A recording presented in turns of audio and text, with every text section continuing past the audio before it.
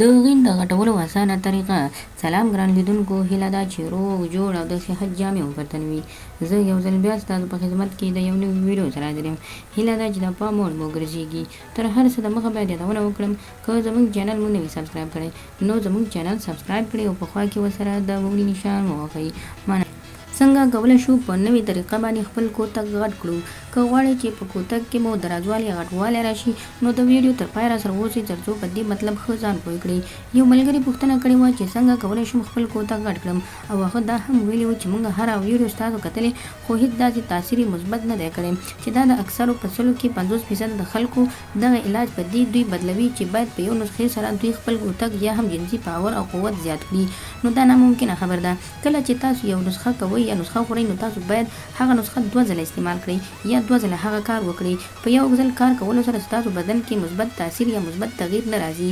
نو راځم د ویډیو اصلي مطلب ته چې تاسو څنګه کولی شئ خپل کوتک غټ کړئ. لکه مخکې چې ما تاسو ته مخکې هم ویلي چې تاسو څنګه کولی شئ د میرمنې کوناټي غټ کړئ، همداراز تاسو کولی شئ چې د خپل کوتک ته د ماهي تیل ورکړئ.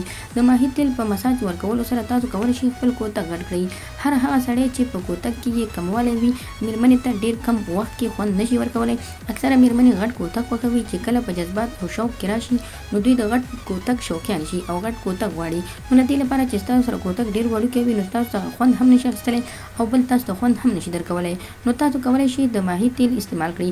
د ماهي تیل به تاسو لومړی په یو پلیټ یا یو څه کې واچوئ او پاخه یې کړئ، او له هغه وروسته چې کله دا پاخه شول دا به تاسو راواخلئ، او له هغه وروسته چې کله دا یخ شول یو بوتل کې به یې واچوئ او دا به تاسو تر 3 میاشتو پورې تاسو استعمالوئ.